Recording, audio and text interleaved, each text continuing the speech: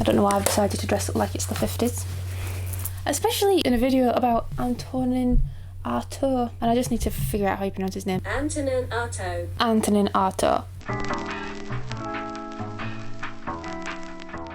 In the last video I talked about serialism in theatre and film, and it just naturally led on to Antonin Artaud. He did a lot of cool stuff in theatre, so let's explore that in a bit more depth. Why am I doing this in these lectures? Well, because I think it's very important to understand history and context surrounding all art forms so that we can be the best creatives that we can be. You cannot sit still, you have to keep learning and growing.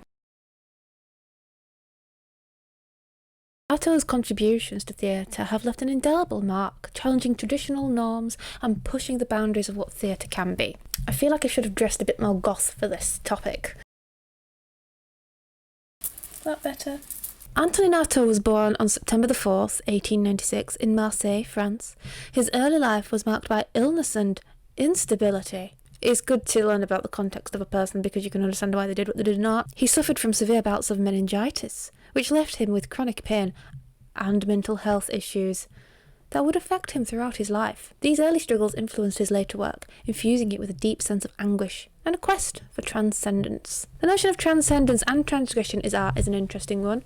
That should be a whole video in and of itself. It's explored in a lot of different things. So it's interesting that Artaud went on the transcendence side of things. Artaud moved to Paris in the 1920s, where he immersed himself in the vibrant cultural scene. He initially joined the Surrealist movement. So see how we're leading on to this? We've just done some videos on the Surrealist movement. He initially joined the Surrealist movement, influenced by the works of André Breton and other Surrealists. However, Artaud's intense and uncompromising vision soon set him apart from his peers.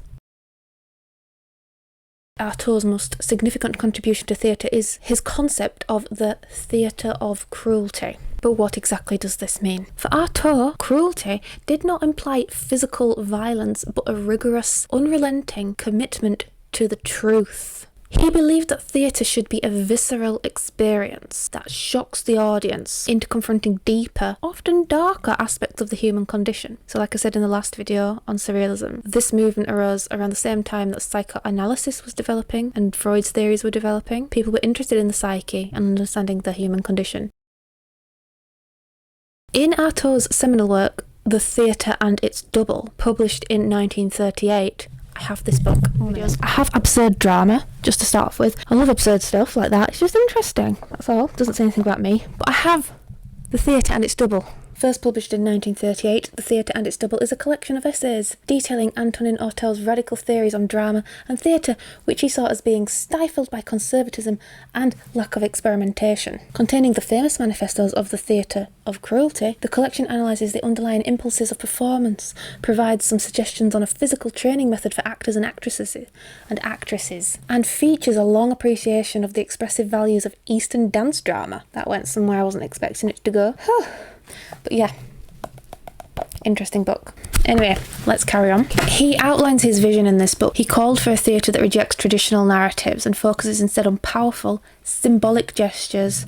So symbolic, remember symbolism comes from surrealism, or it's a trait of some surrealism. But does he just mean like symbolic gestures as in what Brecht would do, like gestus? Depends on the context, you can't really just say anything, can you? He rejects traditional narratives and focuses instead on powerful symbolic gestures and intense raw emotions.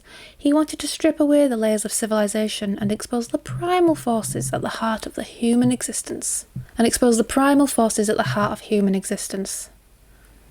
So let's have a look at his techniques in more detail. These innovative techniques were designed to disrupt the conventional theatre experience. He emphasised the use of non-verbal elements such as movement, sound and visual imagery to create a sensory overload. Senses are very important. This approach aimed to bypass the intellect and speak directly to the subconscious mind. We've got that connection to surrealism there. We have the development of psychoanalysis. You have to think these things didn't exist before the turn of the century, in the 1900s either, so it would have had an even bigger impact back then than it does now. One of Artaud's most famous productions was the 1935 staging of Le Cenci, based on the story of the 16th century Italian noble family involved in murder and incest.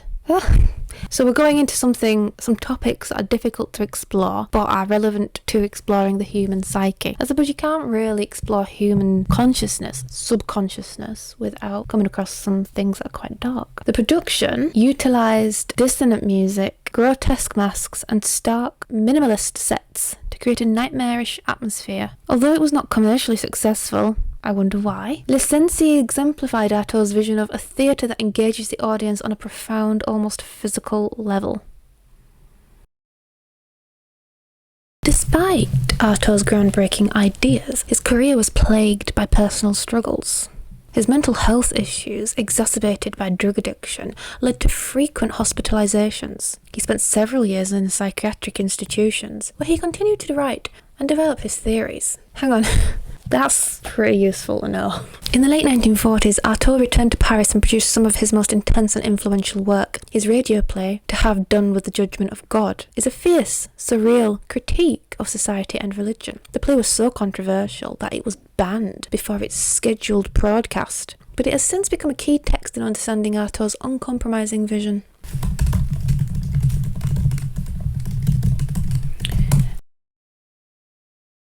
The English teacher in me wants to analyse the title already. The words "to have done" suggest some absolute exhaustion with the fear of being judged by God, which would imply that he's not at all done with the judgment of God, but maybe wants to be. And the play itself utilises an array of unsettling sounds, cries, screams and grunts. Let's have a look at his legacy and influence now. Antonin Artaud's legacy and influence is immense, by all accounts. His ideas have profoundly influenced a wide range of artists and movements, from the Theatre of the Absurd to contemporary avant-garde theatre. The Theatre of the Absurd. That's got to be a video. The Theatre of the Absurd. I love this. The Theatre of the Absurd is a post-war World War II designation for particular plays of absurdist fiction written by a number of primarily European playwrights in the late 1950s. The French philosopher Albert Camus, in his 1942 essay Myth of Sisyphus, describes the human situation as meaningless and absurd. I have that book as well. Stop getting books out, it's fine. The introduction to the book Absurd Drama. This is actually a book to get if you want to look at the Theatre of the Absurd. In this book, Estlin writes that the Theatre of the Absurd attacks comfortable certainties of religious and political orthodoxy. So it's designed to make you think. Who says it? Who wrote the introduction? Estlin. Estlin writes that. It's become a catchphrase. So the Theatre of the Absurd has become a catchphrase, much used and much abused. What does it stand for? And how can such a label be justified? Perhaps it will be best to attempt to answer the second question first. There is no organised movement, no school of artists who claim the label for themselves. A good many playwrights who have been classed under this label, when asked if they belong to the Theatre of the Absurd, will indignantly reply that they belong to no such movement. And quite rightly so, for each of the playwrights concerned seeks to express no more and no less than his own personal vision of the world. That's a good point. Potentially Beckett belongs to that group of theatre. Right, moving on. Artaud's emphasis on the physicality of performance and the power of sensory experience continues to inspire theatre practitioners today. So, to conclude this short video on Antonin Artaud, it's just an introduction really, we can delve deeper into this. Please do let me know what you think, what you'd like me to talk about, if there's anything in particular you want me to go into. I will do. Antonin Artaud was a visionary whose radical ideas and innovative practices forever changed the landscape of theatre potentially. Well, definitely influenced it, I'd say. His concept of the Theatre of Cruelty challenges us to look beyond conventional narratives and to engage with the primal forces that drive human existence. So there's a connection to the surrealism there. Maybe in the next video I'll just have a mini detour and look at serialism, not surrealism. Because, as I say, these lectures, we're exploring everything surrounding art. I'm going to come up with some answers. So thank you. I'll see you in the next video. Bye for now.